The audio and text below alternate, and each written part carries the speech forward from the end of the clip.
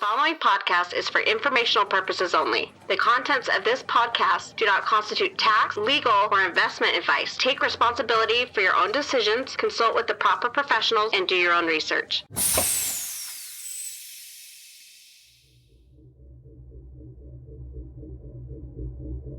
This was something that I really wanted to get involved with because I could see that other people were taking it as seriously as I was. So I see it as my job to give people time when they're serious about trying to do something, and then finding ways to empower them through my own network. And that's really all it comes down to. I'm in a privileged position where I can choose to do that. So that's what I do.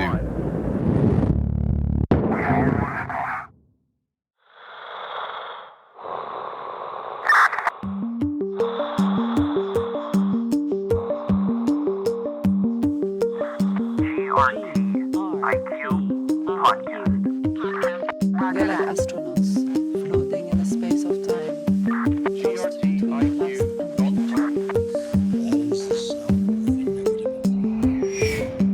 Welcome to the GRTiQ Podcast. Today, on this 1-year anniversary of the podcast, I'm going back to my roots and speaking with the very first guest of the podcast, Jim Cousins, Graph Council member, indexer, and a mentor to many within the Graph community. 1 year ago, the GRTiQ Podcast went about the hard work of trying to create something that was useful and to book guests to join us. With absolutely zero listeners and no proven ability to deliver, Jim Cousins said he'd come onto the podcast and be guest number 1. And as they say, the rest is history. Shortly after episode 1 was released, the downloads started to stack up, and episode 1 continues to reach thousands of people. During our discussion, I asked Jim what compelled him to take a chance on being the first guest of the podcast, some of his thoughts on all that has transpired since we first recorded, and then we have some fun talking about Web3, the graph, and where the space is heading. And as you're about to hear, Jim is not only well informed, but he's deeply passionate about the graph, this community, and the journey we're all on. I began the conversation by asking Jim about episode 1, what his experience was, and why in the world he ever accepted the invitation to record with me. Well, I guess my role at that time was, my official role was as an indexer relations person at the Graph Foundation. I've had to sort of wind down that role for personal reasons, but it was always important, and it remains important to me, to reflect back the intent and the positivity and the desire to learn that I get from other people, right? And that's my shtick, I would say. You will have reached out to me via DM probably and talked about what you want to do, and I would have thought this is a great idea. And part of that, a lot of that relations role was just that, right? It was either reaching out to people to ask them if they want to get involved in something, or as people reaching out to you in order to ask if there's something that you would like to get involved with or something that they could do in the space, and you maybe link them to somebody else. So I would say I was just doing my job. I still do the same thing today, right? But just not in such an official capacity. And the idea of a podcast for a specific protocol to me was new. There are many podcasts out there that I've been listening to for many years around the crypto space that have been around for a long time. The first one I ever listened to would have been the Bitcoin podcast, or, at the same sort of time, very early 2013, maybe even 2012, the Bitcoin Talk podcast. And then you would see new podcasts like the Epicenter. It used to be called Epicenter Bitcoin, I think. Now it's called the Epicenter Podcast, has been for a long time, which is run by a couple of guys who run a staking company called Chorus One. And I learned pretty much everything I know from those podcast episodes. So this was also a way for me to try and give back, right? I think I probably went into our interview thinking it would be a discussion about indexing, but what it really was you taking a journey to understand the Graph protocol and me trying to use my knowledge of the Graph protocol to offer that knowledge back.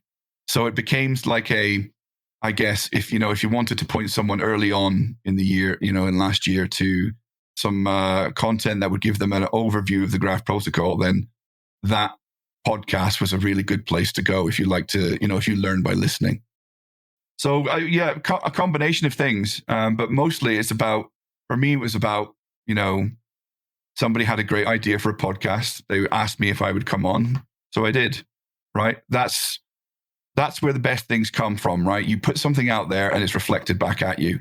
And I would say that in terms of the things that I've helped people with, and whether it's their career or something they want to do in the space, I would say GRTiQ is one of the ones I'm most proud of in terms of being involved early. So it's been really humbling to watch you develop as well over the course of your podcast over the last year, and to watch how relentless you are in terms of A, getting great people on the podcast, and B, managing to increase the quality over time, despite the fact that you're releasing something every week. I think it's been astounding to watch. I don't know that there's that many podcasts out there that sort of deliver that kind of content at that kind of cadence. So, to watch you develop both the product, GRTiQ, and yourself in terms of, your knowledge of the graph and your ability to have conversations with people about it has been really humbling and really rewarding for me. And that's probably one of the things that makes me, most satisfied about my role, is when I can help somebody else or enable somebody else to do what they want to do and see them succeed. So Jim, as you look back since you and I first recorded in March 2021, there's been a lot of changes in the graph. What are some of your own observations about the changes that have happened?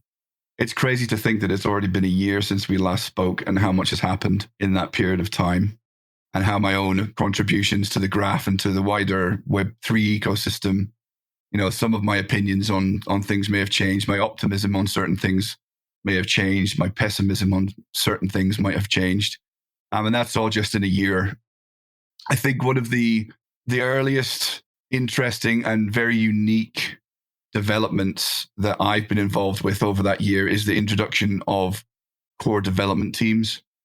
I think if you were to ask any of the 10 council members whether they would be helping with due diligence and making decisions on these very large long-term grants, we're talking some close to a decade in terms of their length. If you had asked any of the council members whether they would be involved in making decisions like that, I don't think any of them would have, apart from maybe the founders who, are mostly visionaries.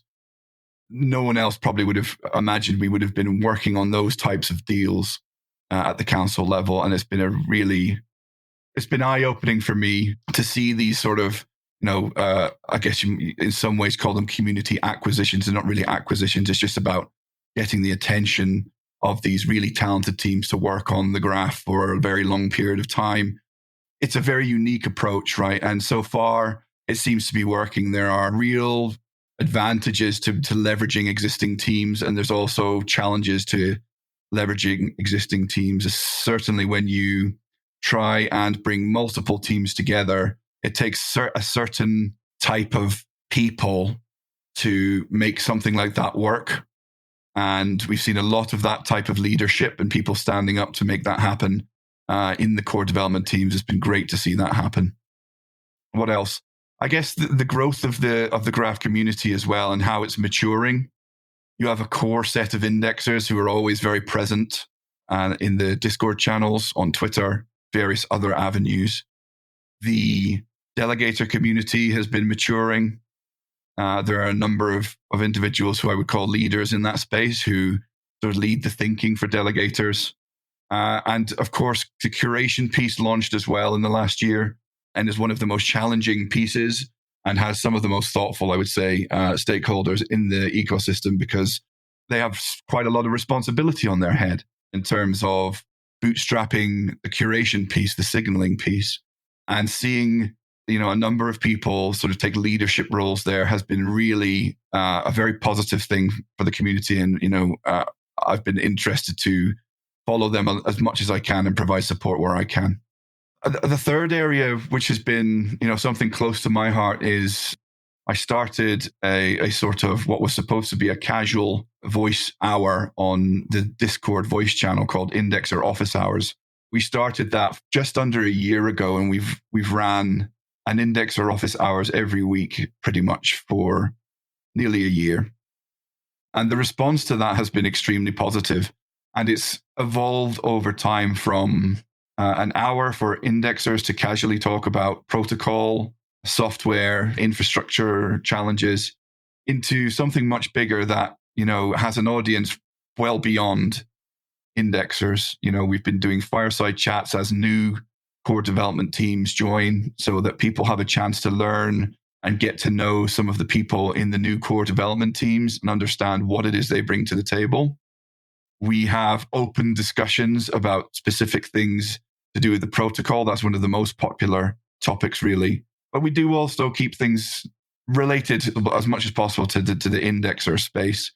And the level of contribution has been quite good over time. And I'm particularly proud of the level of contribution that, certain people have put into indexer office hours when I haven't been able to for various reasons. And I think it's been announced at this point that Graph-Ops have taken over the reins from me on the indexer office hours, and they're further developing it into an even more slick hour of conversation that will appeal to, a wider graph audience. Well, for listeners' benefit, I'd like them to know that, I attribute a lot of the success of the podcast to that first episode with you, Jim. And I'd also like to share that you and I have developed a friendship, so we stay in touch quite a bit. And I always tell people the success of the GRTiQ podcast is a result of the Jim Cousins effect. You put a ton of wind behind my back and gave a ton of momentum to the podcast. And so not only grateful that you took a chance, like so many of the early guests, on me and on the podcast, but that we've developed this great friendship. And so certainly grateful for the opportunity to have met you and for this project and everything you've meant to it. A lot has happened since we recorded. You went through just moments ago a lot of the high mark things that you've noticed, the addition of core dev teams, the growth of the community, and indexer office hours, the success that has had, along with this, idea and the struggle of progressive decentralization.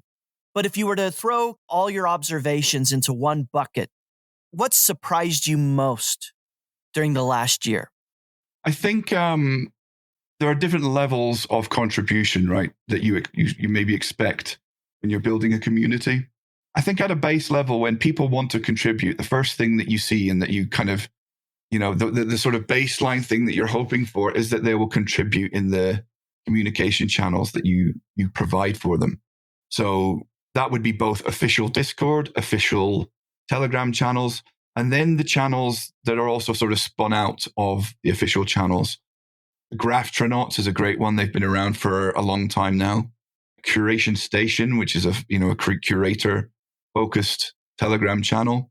You have some Twitter accounts being led by individual contributors in different languages.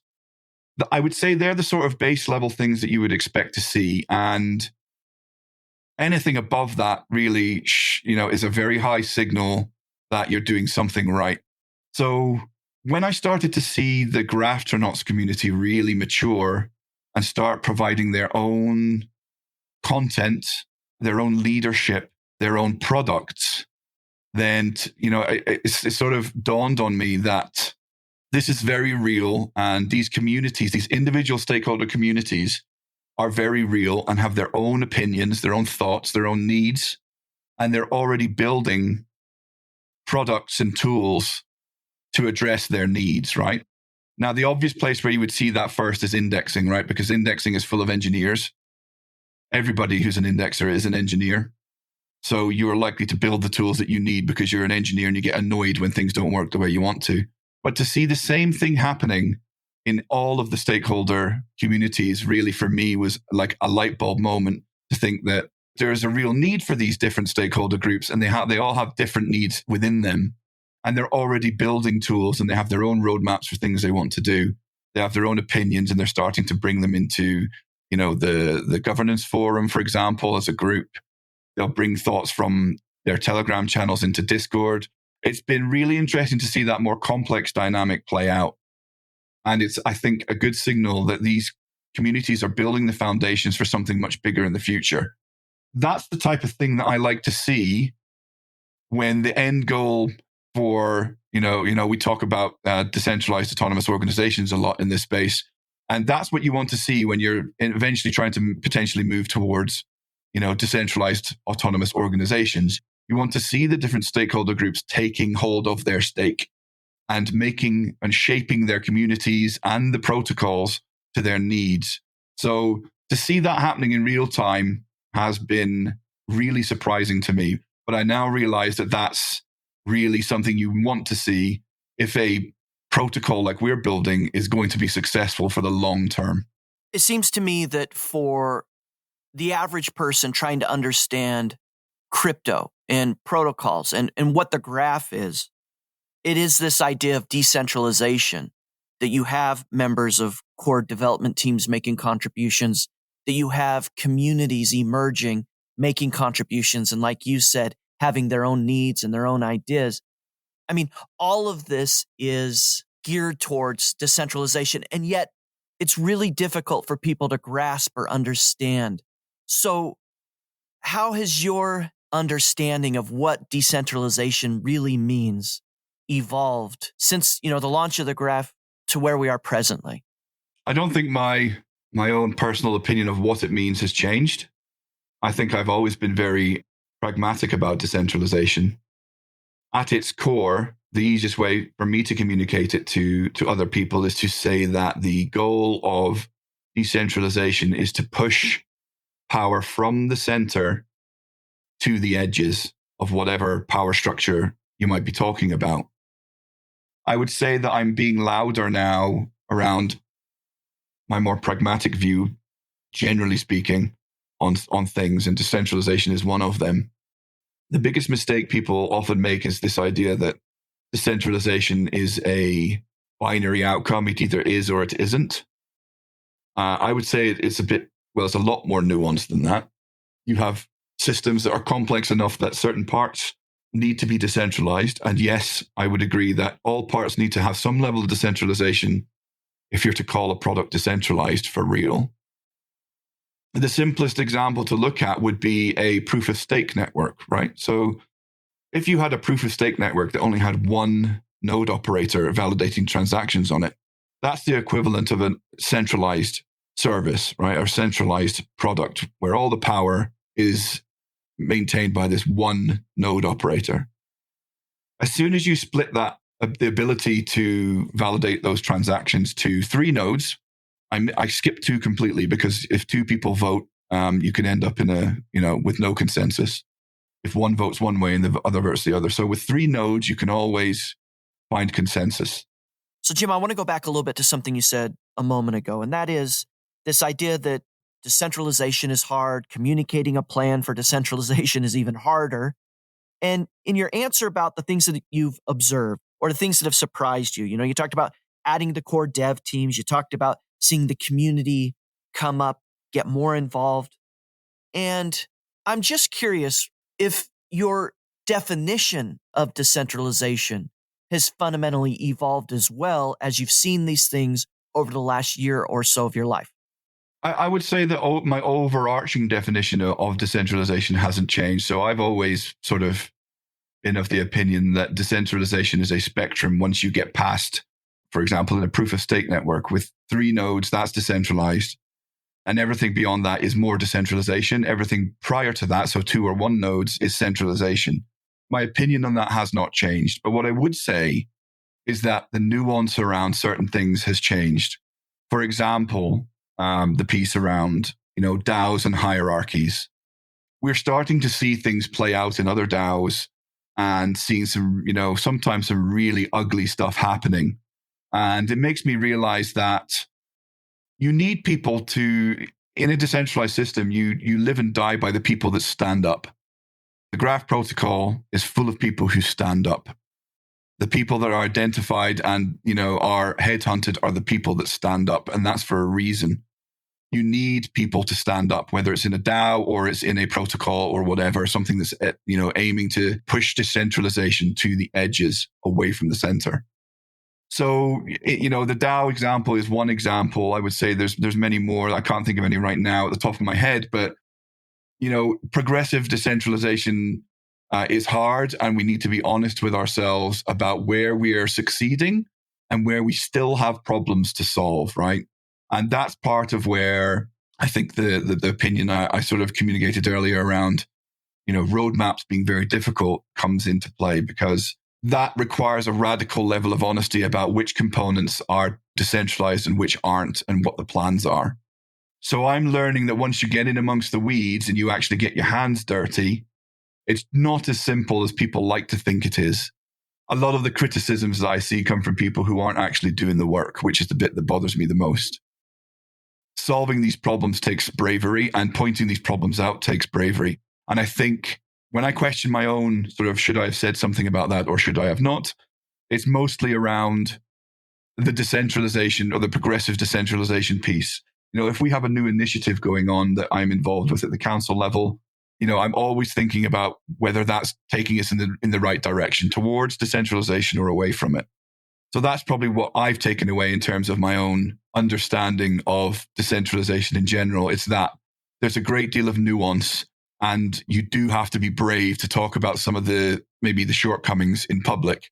And this is not about, specifically the graph. This is across the ecosystem.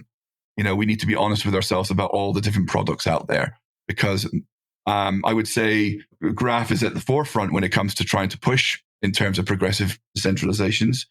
For other protocols, it's sort of conveniently pushed under the rug and not talked about at all. And, starting that conversation can be very difficult. In your opinion, Jim, do you think the graph protocol is a voice or a leader in that decentralization ethos within the broader crypto or blockchain community? That the graph is kind of a flag bearer of decentralization? And I ask because it's come up a couple times on the podcast with other guests. People have applauded or recognized that the graph has kind of taken that position. It definitely is. And I would say that the graph protocol is also under the microscope in that regard, because it's one of the biggest protocol projects or sort of middleware projects in the space. When you hear the founders talk, they're often talking through that decentralized lens. Eva is always talking about, if some layer within your application is not decentralized, then it's not a dApp, right? You are not decentralized. That sort of goes for, all the way down to the communities, right? The communities are not official spaces, where they communicate are not essentially official spaces belonging to the foundation or some other entity. They're their own spaces where they have their own opinions and they do their own thing. I think the federated approach that you see in the graph protocol community really shows that we're at the forefront when it comes to thinking about decentralization. So, Jim, you've mentioned a couple times that you're a council member. For listeners that don't know, at the Graph Foundation, there are council members. It's a multi-sig that helps with a lot of the governance, things like the core devs and governance proposals within the protocol. I'd also like to ask you then, over the last year, what some of the observations you've had in the development in that role as a council member at the Graph Foundation. So, I think I sort of intimated earlier on that there's some aspects of the role, the council role, that, a year ago we wouldn't have expected or have thought that we'd be getting involved with. That was around making decisions around these large grants for core development teams. So I think everybody on the council has been going through a significant learning process over the last year. Initially, I was certainly of the idea that most of the work would be looking at what the community's sentiment is for certain protocol upgrades and, sharing my own opinion and then combining the two and voting against protocol upgrades. I would say that that's probably a very small proportion of what we do, in sort of from week to week. So the role of council members has become much more involved over time, and individual members are tapping into their own fields of expertise in order to contribute. That's a really critical thing to have at a council making these executive decisions. The core dev grants are a lot of money. There's a lot of work to do in terms of due diligence around the grants. There's a lot of work in terms of defining what's going to get done and when it's going to get done. And having this group of people who are multidisciplinary definitely helps with that. In terms of, future plans at the council, I think we still have a lot of work to do in terms of making the mechanics of what council members are doing at the weekly meetings more transparent, or what are the rules under which council members govern themselves, right? We have a council charter for things like meeting attendance, voting activity or lack thereof, managing conflicts of interest. And we are looking at the moment at ways to share that sort of information more publicly. Other things that we're looking at the council level are, how do we bring more people in to see the process and maybe contribute or at least observe? We're also looking at how do we manage moving people in and out of council positions? And then ultimately, where will the council sit if we were to have potentially, a number of different speciality area multi-sigs underneath the council? So these are sort of things that we're thinking about now. And, what do we need things to look like in the next 2 to 3 years in terms of the council and the governance of the protocol?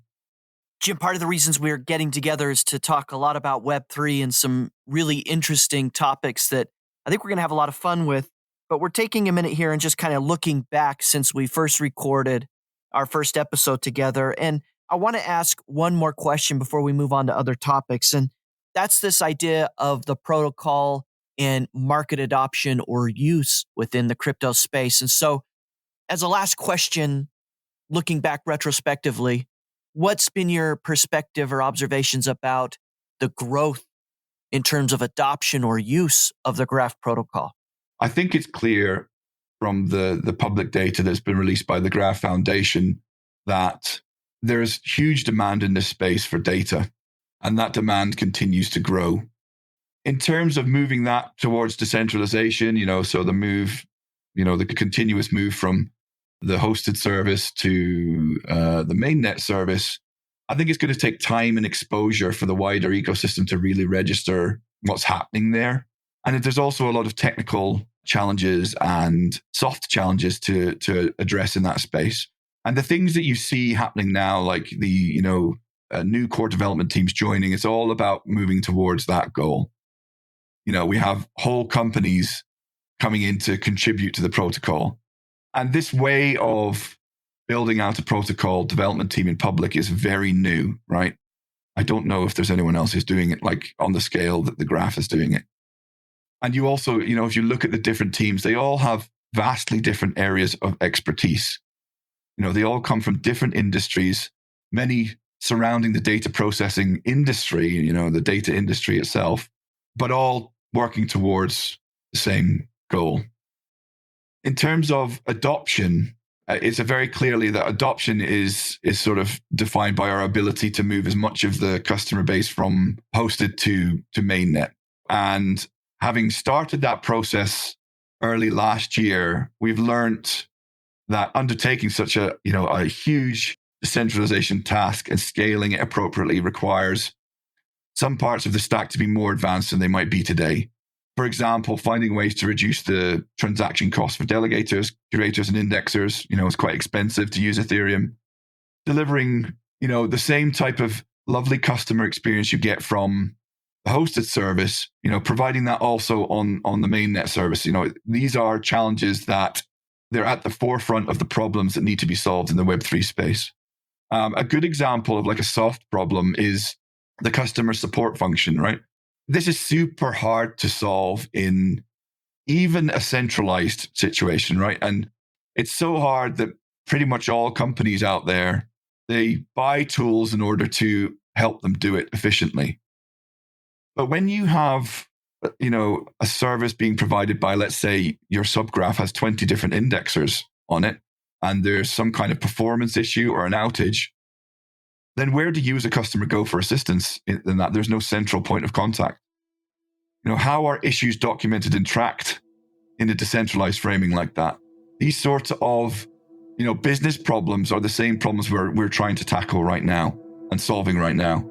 And the Graph is far from alone in trying to solve those issues. Many of the largest community-owned apps are tackling the very same problems.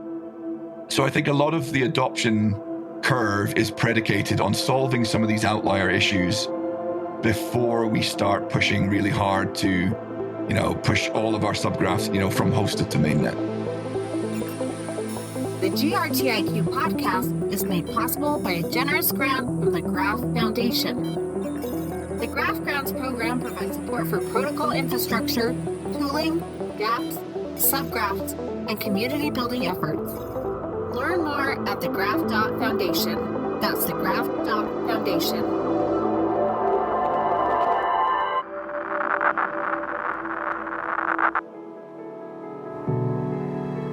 Hi, this is GRTiQ. On this 1-year anniversary episode, I want to take a moment and say thank you to all the listeners who tune in each week in order to meet someone new, learn something new, and hear the stories behind the people building Web3 and the graph. A lot of work goes into a podcast like this, but listener support and feedback drives us forward and motivates us to find the next guest and shine a light on their story. So a sincere thanks to all our listeners, to all our guests, and to everyone working to build Web3 and to change the world. I hope to see you at Graph Day on June 2nd in San Francisco, California. I got my ticket, and you can visit the show note to find out how to get yours. Thank you for listening.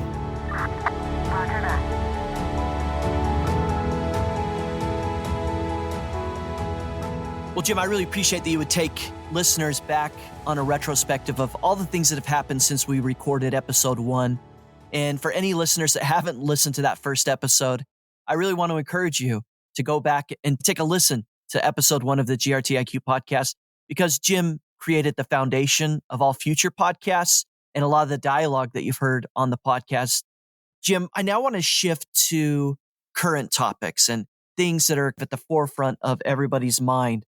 And I want to start with this idea of Web3.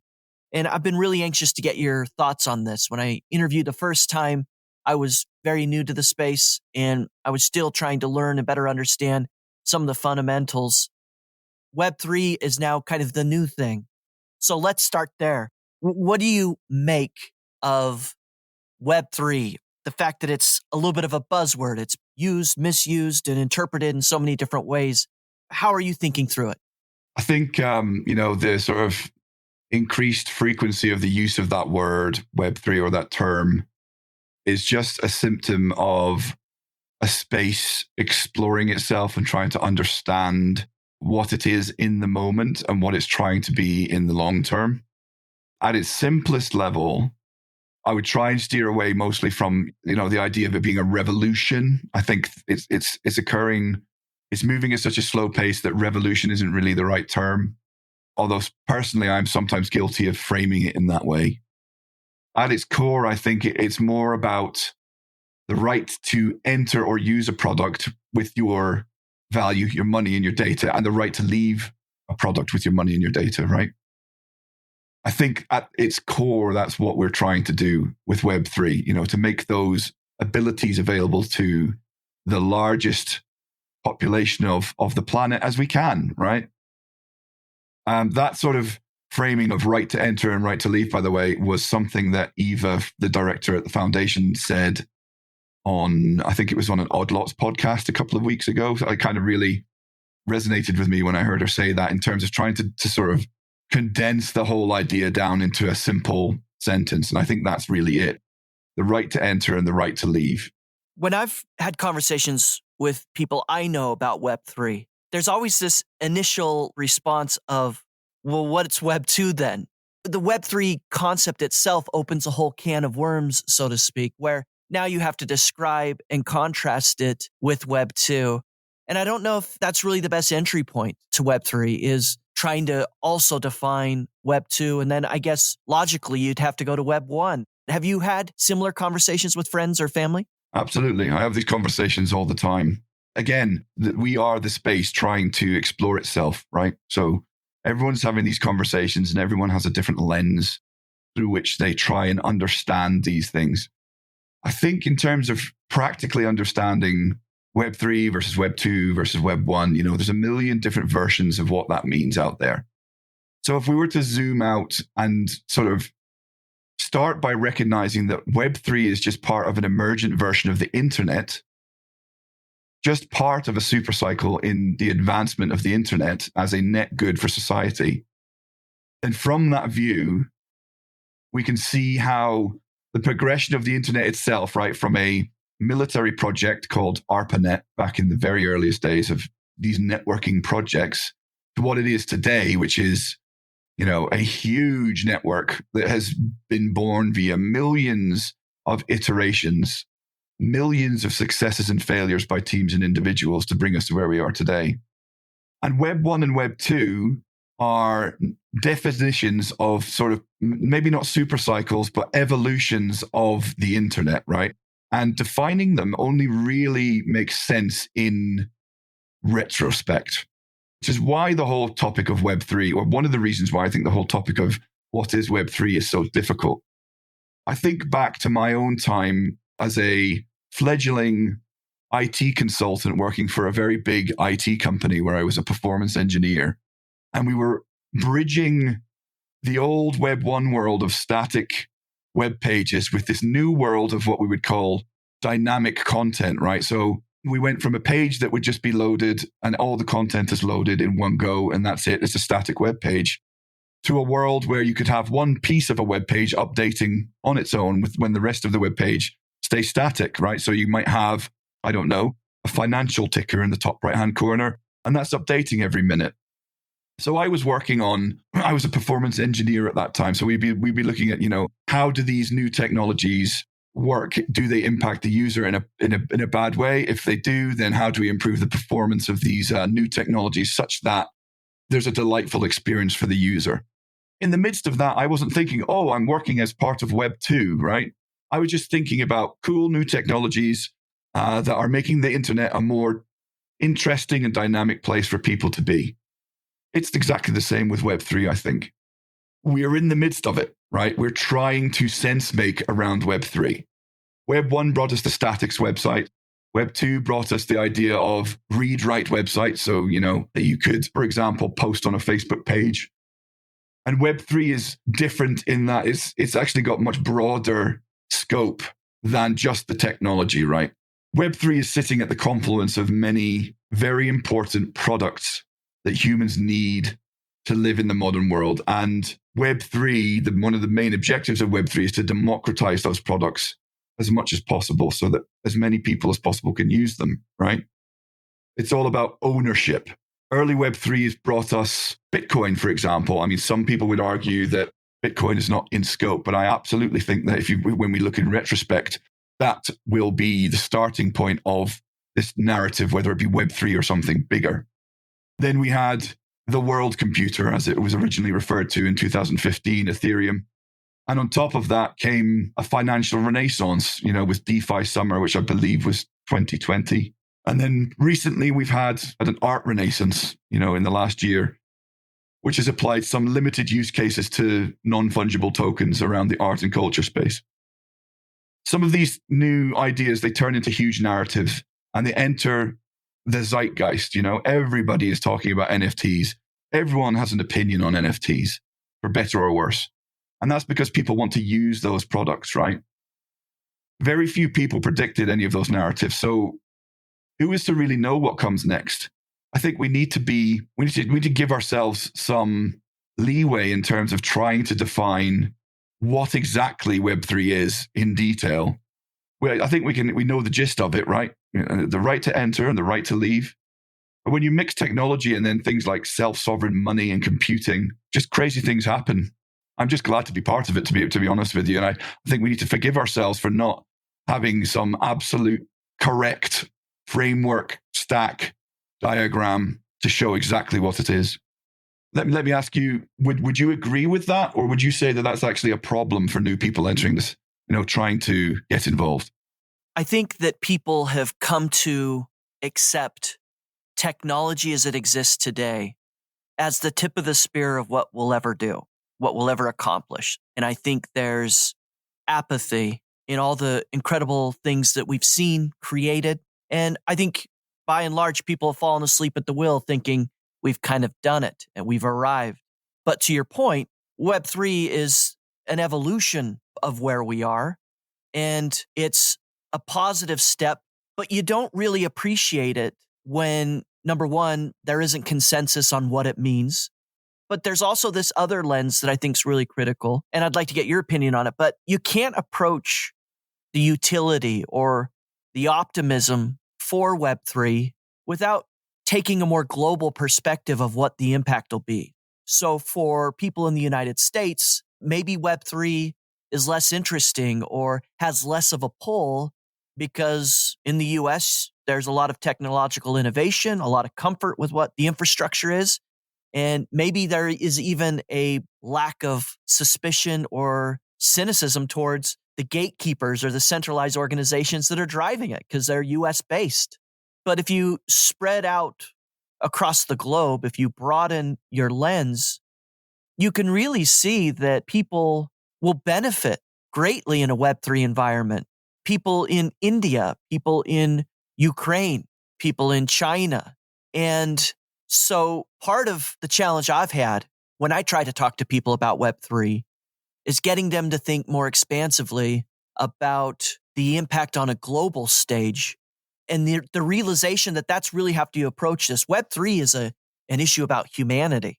Absolutely. I think it's a lot easier for folks that have lived under some sort of tyranny to really understand the benefit or the value prop of even just the store of value piece, right? Bitcoin. You know, I have friends who live in countries where inflation means that, you know, a dozen eggs, 12 eggs is going to cost you one price this week, and then it's going to be double the price next week, you know? Someone who lives under that sort of financial regime understands very clearly the value of self-sovereign money. A person living in a Western country with a high degree of freedom, they're not going to see that in the same way. It's not going to be a value proposition for them because they have a greater degree of personal and financial freedom. But the question really is, when do they get a taste of tyranny? You know, what happens when persecution lands on your doorstep? I mean, you know, really don't want to skip into politics in any great detail, but just look at what's going on in very liberal Canada. People are looking for safe havens now in Canada for their money. The ambitions of Web3 lead to what I believe are the best models for those safe havens, whether it be for money or for products that you need to run your life. Communicating that to people who haven't suffered is extremely difficult. It's a real challenge. It's something I think about probably every day, right? How do you sell that proposition to somebody who lives a very comfortable, relatively free lifestyle?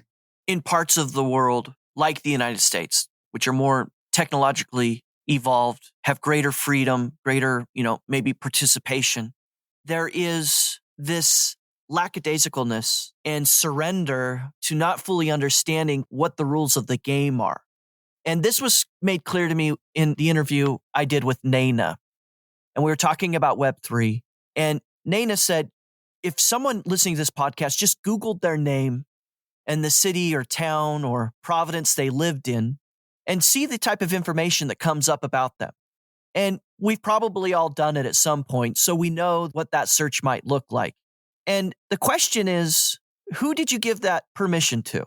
At what point did you say to Google or whatever the website or the listing page is that shows your information, at what point did you say, I'm okay with that? Let the world know where I live, who my brothers, sisters, children, parents, grandparents are. The answer is probably I never actually did. You probably did when you accepted the terms and conditions of these gatekeeper technology firms. But if you're comfortable with that, if you're comfortable with your personal data not being your own, you don't get to own, control, and you get to just hand that over to be able to use an app on your phone or to use a service on your computer. If you're comfortable with that, then Jim, I would almost argue, Web3 is probably not for you. But if that it all makes you uncomfortable, then Web3 is a revolution that you're going to want to take part of because it's exactly these fundamentals that it seeks to reshape. Yeah, I would agree. And again, coming back to the piece where if you haven't experienced these, life under tyranny or some sort of persecution, then maybe these tools aren't for you. But, this isn't going to stop us from continuing to build them because there will come a time when people need them. I mean, think back to early Web 1, right? Elon Musk, the PayPal mafia. Do you really think back then that when they were thinking about, they were trying to liberate money for everybody, do you really think that they were concerned that people wouldn't understand the value of that they wouldn't have the vision to understand the value of that? That me at home, come home from school, dial up to the internet to CompuServe if it's pretty early on, or, very early dial-up internet. My mum wants to make a call. She picks up the phone, starts dialing and breaks the connection. Do you really think that Elon Musk was concerning himself with that detail when he was thinking about how PayPal could change the world, how him and the rest of the team at PayPal were going to change the world? I don't think they were. They saw that was what was going to happen, and the potential of the internet to liberate money from these old, tired systems. And they just executed down that path. And they executed through extremely difficult times. That's something that people forget. They just think that PayPal was an overnight success, but they iterated through extremely difficult times where everybody was telling them they would fail. So I see, sort of history rhyming in some way here, where we have a lot of people telling us that what we're working on is not of use, but there are people that really do see the vision and have stood up to try and execute against that vision, the vision that we're for now calling Web3. When I have these conversations with my own circle of friends or family, I think some of the barrier to people that aren't participating in crypto or blockchain or Web3 broadly is this idea held by lots of people that maybe Web3 is just an experiment and it's confined to a niche of highly technical people distributed throughout the world. And so my question, and I've asked it several times on this podcast, is, Jim, do you see Web3 as an inevitability, or do you think it's fair that, in some ways this is an experiment and we're all just watching to see what comes of it? So I would continue to push the idea of looking at this through the lens of previous technological evolution, right? So the internet, Web 1, Web 2, and where we are now, which is Web 3, as what we're calling Web 3 for now. I think it's probably a lot bigger than just Web 1 or Web 2 in terms of, the scope, because we're bringing money and distributed computing into the equation. But in terms of failure, if you look back at Web 1, Web 2, even the internet, the path to where we are today is paved with success and failure, Now, when we talk about failure in Web 1, we like to talk about things like pets.com, right? But that's one of a million failures and a million successes in Web 1. When we talk about failure in Web 2, everyone's out for blood when it comes to Facebook. But, who remembers Friendster? If you lived on the west coast of the United States, you probably remember Friendster, which is a social network that preceded Facebook. There's a million other examples of, successes and failures in Web 2. You need both success and failure when a space is exploring itself. And I don't see that as any different with Web 3. The main difference is that we're involving money and distributed computing. Compared to Web 1 and Web 2, Web 3 is like this hugely heterogeneous space. There's just so much going on in so many different fields. It's hard to keep up. There was a time when I used to be able to keep up with everything that's going on, but I can no longer do that.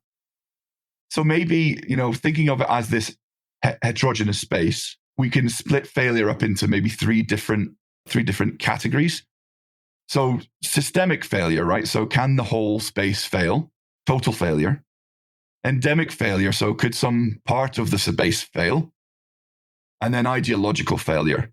So do we end up not delivering to the objectives that we believe that we're heading towards? So if we think about systemic failure, I think that's probably the least likely outcome. So what would systemic failure look like if we were to be going down that road?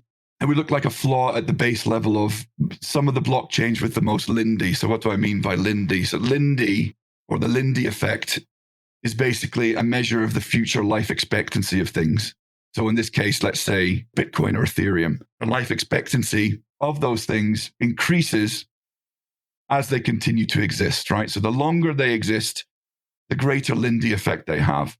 So if we were to have something like some kind of profound cryptographic exploit in one of the main chains, popular chains, or if there was some, people like to talk about quantum computing, if there was some so far undisclosed quantum computing technology that breaks all modern encryption, then that would be that would result in a systemic failure. And, systemic failure means that you maybe cannot recover from it. An endemic failure would be, let's say, a specific industry in Web3 or technology fails. And an ideological failure would be, we've set ourselves some ideals. We're trying to work towards our ideals, which is basically all around pushing power from the center to the edges and the need to liberate the control of money out of central authorities, money and data. So an ideological failure would be a failure to do that over the long term. The most easy one, I think, to talk about is endemic failure.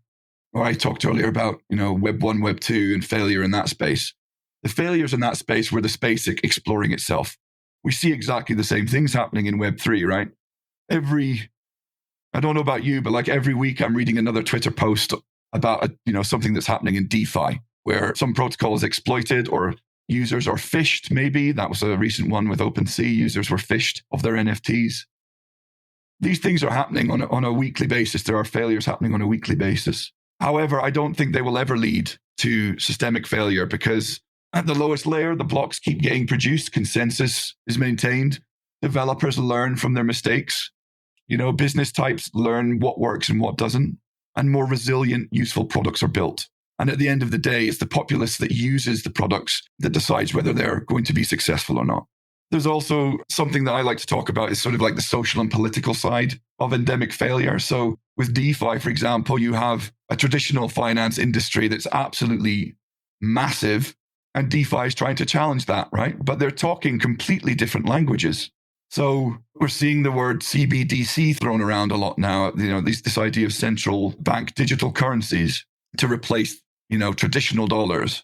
And if those are implemented incorrectly and we don't do a good job in communicating how they should be implemented, if at all, then Web3 technologies will be used to persecute people.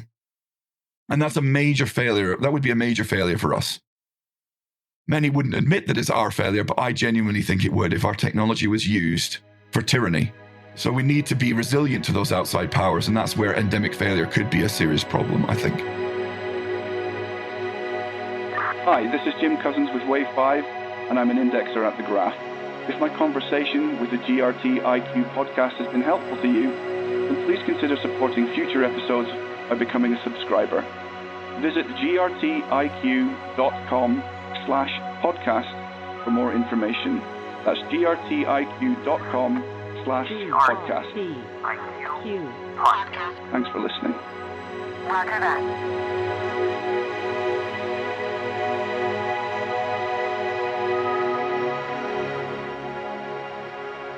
Jim, I'm loving what you're describing here. It's so true. You have to, when you approach Web3 and you think about the implications and kind of where we are in the evolution, you have to apply these lenses because there are these three layers, and I haven't really thought of it in this way. So I really want a deeper dive on this third part, which is ideological failure, because you wonder if this is really the most vulnerable piece of the three you're talking about here. So how do you think through then this really important and, in my opinion, critical ideological piece? I would agree with you that this is the most important piece for me as well. This is the piece that's closest to my heart. I think the other two are mostly a given.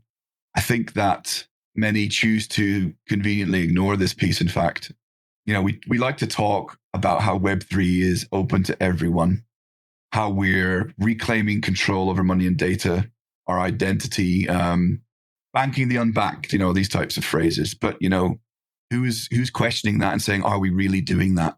Are we keeping our eyes on those prizes?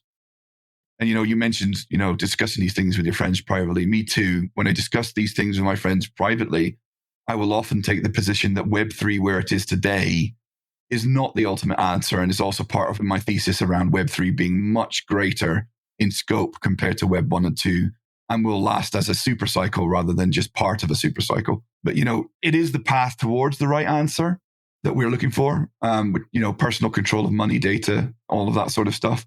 I think this is the pragmatist view, the honest view, the practical view of where we are. So maybe I can provide a couple of examples of the types of things I've brought up when I'm discussing this with friends. One of the most obvious ones is censorship at the web page level or the interface level. For example, if you try and use the web interface for some of the most well-respected dApps in the space, dApps that are known to be doing good for a lot of people, if you try and use them from a Farsi-speaking country, you can't, because some or all of those countries are on a US sanctions blacklist, right? Does that sound to you like a system that's open to everyone? Because it doesn't to me. Another example, if you try and claim an airdrop from some or maybe certain US states, you might not be able to because those in power in the US have decided for you that they're going to protect you and not allow you to. Relatively recently, I think it was late last year, a financial product called DYDX did a very generous airdrop to their users. And I believe that either all or some US IP addresses were not allowed to take part in that. So they missed out on a lot of financial benefit. That doesn't sound like a system open to everyone to me. Decentralized exchanges is another one. In terms of privacy, right? Let's talk about privacy now. When you make a trade on a decentralized exchange, you're broadcasting those trades to the entire world via the blockchain that exchange is on. There is no privacy by default with the current generation of these exchanges. If you want privacy, you have to actively go looking for it. And doing that is not without its own flaws, right? That is possibly, in my opinion, the biggest hazard for everyday people trying to enter this space, right? The whole, not your keys, not your coins. If you want to, operate privately in this space, you need to have good OPSEC, which, OPSEC means operational security. Actively maintaining your anonymity in general using, various different proven methods. This is really difficult. It's difficult for people who have been in the space for a long time even. And I don't see a world where all of that becomes automatically in the grasp of new entrants to the system. So does that sound like a system with privacy and security to be suitable for all? I don't think it is. Well, Jim, that's obviously a very great overview. And you and I have talked many times about all the things that are going well and the things that are being done right. So for the audience, can you kind of just share some of your thoughts on that? Absolutely. I probably sound like a negative Nancy, right, going through my criticisms there. But, like you say, there's a huge amount of things that we've achieved in the last 10 years that are moving towards the ideological goals I think we share. We've definitely made huge progress now. We can deploy protocols that have much less central power than their Web 2 counterparts, right? We have forms of money that are hard or near impossible for governments to take control of. We have tools emerging and models for communities to govern products and protocols where the power doesn't sit at the center, but sits somewhere nearer the edges. And when the iteration never stops, who knows what the next Web3 narrative is that will enter the common zeitgeist. But, alongside that, we need to keep our eyes on the ultimate prize as we do iterate. Personal control of money and data for everybody. Jim, I want to conclude our discussion here about Web3 with just kind of two questions. And the first question is, and you've alluded to this, but just to kind of be more direct and specific, how do you frame where we are in the evolution of Web3? I think we're at the very earliest days of that process. It's very difficult to predict out more than a couple of years in terms of the technology. And I think we need to be easy on ourselves with trying to do that and trying to force things into a box.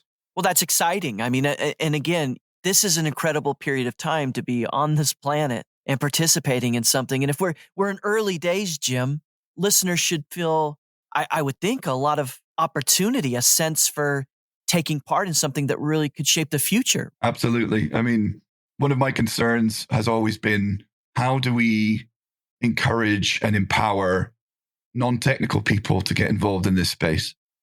I think that there is huge opportunity for non-technical people to get involved now.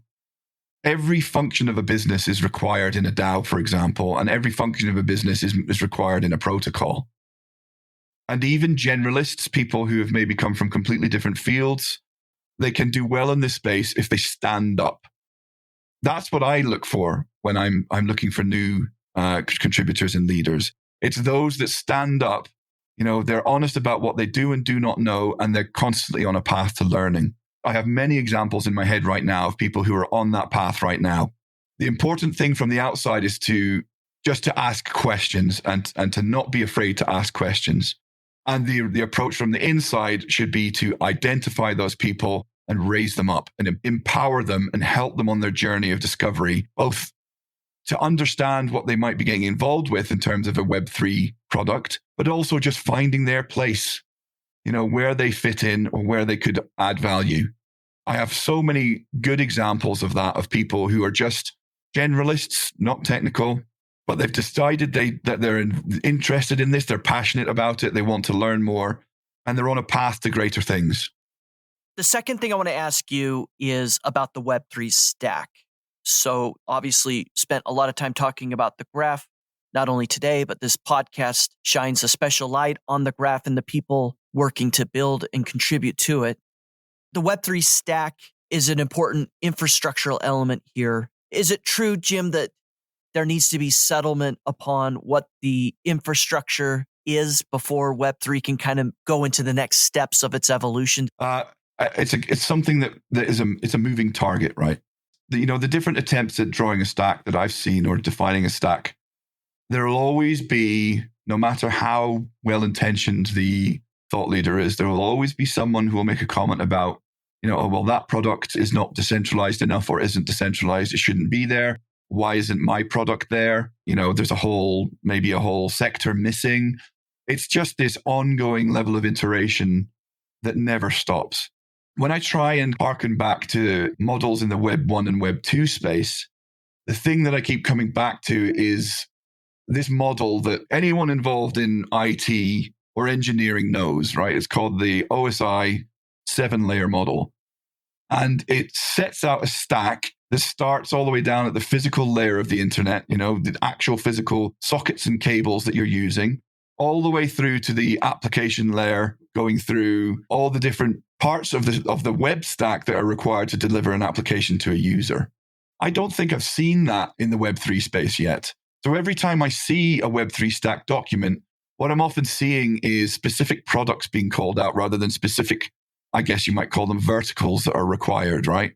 So if I was to be able to wish for my perfect example of the stack that I think would be least likely to need to change quickly, like on a daily basis, it would be a stack that talks about the delivery layers and not the products, right? So there's this desire to talk about the products, okay, so IPFS, right, is a file management, a distributed file system, right? Okay, well, we need IPFS to store files. We need a specific blockchain in order to have consensus on transactions, right? I would much rather see something that split things up in terms of, we need this specific part of a UI, we need this to deliver the UI in a decentralized fashion. We need this to deliver data storage in a specific decentralized way. We need a decentralized data querying layer in order to deliver decentralized data. And it goes all the way down to the stack. And for me, it goes all the way down as far as the actual ISPs, the providers of the internet. I haven't seen that yet. And I think something like that might be more useful and much less contentious in terms of discussion around what Web3 is. If it existed, I haven't seen one though. Well, Jim, that's amazing framing for those that want to think through and have, meaningful discussions about the Web3 stack. And so within the context of everything you just shared, how would you place the graph protocol? Yeah, despite the difficulty of building these stack models, I think the positioning of the graph in any of these stacks is quite simple, right? The graph is data middleware for dApps. There's a set of building blocks required to deliver the user experience in order for it to qualify as a Web3 experience. And the main trait of those building blocks is that ultimately they must be decentralized. If you build an application and one of your components for the delivery of that dApp is not decentralized, then you've built an application, not a dApp. Every component needs to be decentralized. Otherwise, you are sacrificing decentralization entirely for that product. If one of the components of your dApp denies access to users in a specific country, for example, like I've said before, you've built an app and not a dApp. So that's the theme there for me. The graph fits the decentralized data middleware for the dApps, and that's where we're moving with the product. Jim, I want to close out the interview with a couple things. I want to ask you a really important question about you and just kind of shine a light for listeners about how instrumental you've been in these early days of the graph.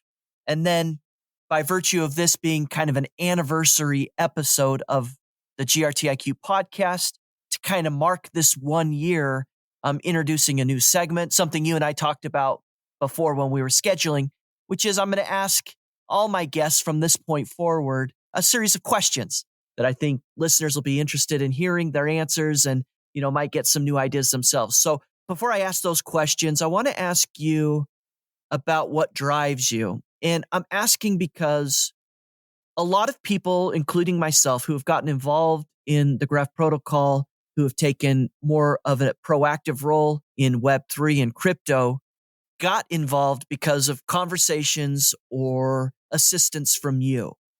And I've talked to you many times. You deflect. You say you're a pragmatist. You don't get too much on the emotional side of things. But I really want to ask you, and this is really for the benefit of listeners who have been impacted by you as well.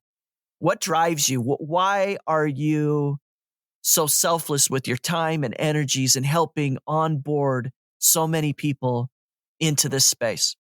I don't think I'm selfless at all. I think I'm as greedy as the next person. It's all about, putting something in and having that reflect back at you, right? That's what it's all about. I'm in a privileged position where I've been in this space for a long time. I can essentially do whatever I want. I can say no or yes to anything I want. So my choice was at some point during the Graph mission control testnet to commit to a specific protocol, right? Prior to that, I'd spent 10 years as an investor, and I took it very seriously, right? From the very early days as an investor in the space. So what I was trying to do very early on in 2012, 13, is I was trying to diversify my Bitcoin, right? That's all I was trying to do. And I'm quite conservative in terms of risk, right? So I spent nearly a whole decade divesting, investing, Ethereum, Cosmos, Polkadot, and a million other failures, nobody talks about the failures, but, the path to success is paved with failure. And I've got to the point where I could decide that I don't need to worry about external income anymore. I can choose to commit to something fully if I want to. So I chose, given what was reflected back to me from many people, Yaniv, Eva, Martine, indexers, Gary, Payne, all the friends that I made, I decided that, this was something that I really wanted to get involved with because I could see that other people were taking it as seriously as I was. So I see it as my job to give people time when they're serious about trying to do something, and then finding ways to empower them via my own network. And that's really all it comes down to. I'm in a privileged position where I can choose to do that. So that's what I do. It's not about being selfless. It's about bringing more people in that I think can help us succeed in what we're doing. I've learned a lot about that from Yaniv, to be quite honest. Yaniv, it's really his thesis, right, about investing in people and things. It's a risk that you take. And in my experience, it works out more often than it doesn't. So people often talk about that conversation with Yaniv. That's what it was for me. It was, understanding. He understood my thesis. I explained it as I'm on a journey. And I understood his, which was that his way of contributing was to find opportunities in people and then, put resources in the hands of them. And, that really resonates with me. So here I am. Well, Jim, and I'm sure I echo the sentiment of a lot of other people that listen to this podcast. Thank you for everything you've done early on here with so many of us to empower us to get more involved. You've absolutely done it. So I just want to thank you for the approach you've taken, your commitment to people, to humanity, and to creating a legacy. As I said, I want to now ask you these 10 questions. I'm going to ask all guests of the podcast these 10 questions here forward. And I'm starting with you on this anniversary episode. I'm calling it the GRTiQ 10. They're quick questions that listeners might hear your answer, might point them in the direction of learning something new or going and trying something different. So are you ready? Let's go. The GRTiQ 10. This is the way. 10 questions for astronauts floating in space. Jim, what book or article has had the most impact on your life? I guess I read quite a lot. I would say recently, something I read in the last year was Jeff Booth's The Price of Tomorrow. What TV show or movie do you think every human being should be required to watch? I would recommend, if you're into sci-fi, The Expanse. Jim, what's the best advice anyone's ever given to you? I guess it would be don't compare yourself to others. that's just a recipe for, cynicism and lack of progress in life. If you were forced to listen to only one music album for the rest of your life, which one would you choose? That's unfair. I was a DJ in a past life, so choosing one album is, pretty difficult. But if I was to go back to my roots, I guess it wouldn't be what I used to spend my time DJing, which is mostly techno. It would be something more classic, like a Simon and Garfunkel album or something like that. What's one thing you've learned in your life that you think most people don't know? I would say it's, it's less and less controversial these days, but minimizing sugar in your diet, minimum that you can tolerate individually, and eliminating vegetable oils completely from your life are the most positive, impactful things you can do for your longevity and your well-being. Have you figured out any life hacks for how you deal with times when you've lost focus or you're not feeling productive, how you get back on track and feel productive again? I'm not particularly good at it right now myself, but like developing habits, right? But once you've developed habits, whether it be for exercise, diet, art, culture, whatever it might be, once you've developed those habits, when the hard times come, and they will come, you find solace in those habits that you've developed rather than them being chores. Based on your observations and experiences in your own life and with the world, what are then the habits or characteristics that you think best explains success for people in life? I mean, success is different for everyone, right? But at the end of the day, I think there are some characteristics of successful people. For me and for my success, I would say that it's constant curiosity about everything. That's why I got involved in, cryptocurrencies, Bitcoin, in 2012. Just curious about technology. Also something, a theme, I think, when I meet people that are successful or I know are going to be successful, they're usually very mindful, and that's either come through they're just naturally mindful, or they've overcome some sort of major suffering in their own life or a person close to them. That tends to push someone into mindfulness when you're, constantly being slammed by, suffering in your life. It humbles you over and over again. Complete this sentence, Jim. The thing that most excites me about Web3 is being alive to see what comes next with Web3. How about this sentence? If you're on Twitter, then you should be following... You should be following Doomberg T. Again, the theme of sense making in the world in general. Nothing to do with crypto. Can I offer a podcast as well beyond, of course, GRTiQ? I would strongly recommend, again, same idea, sense making about what's going on in the world in general.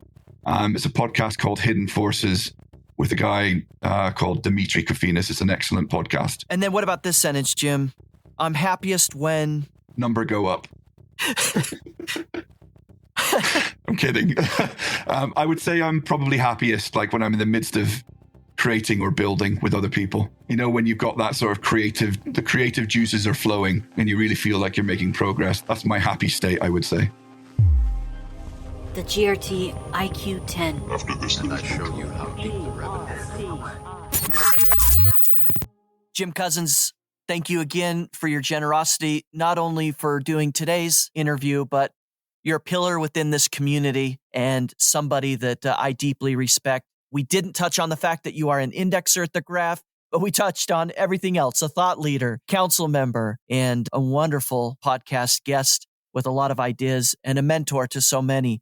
If people want to stay in touch with you, Jim, follow your work and learn more about all the things that you're up to, including what you're doing with Wave 5, what's the best way to do it? So if you're interested in Wave 5 as an indexer operation on the Graph, you can check out the website wave5.co. If you're interested in my spicy subtweets on Twitter, you can go to @_CryptoVestor.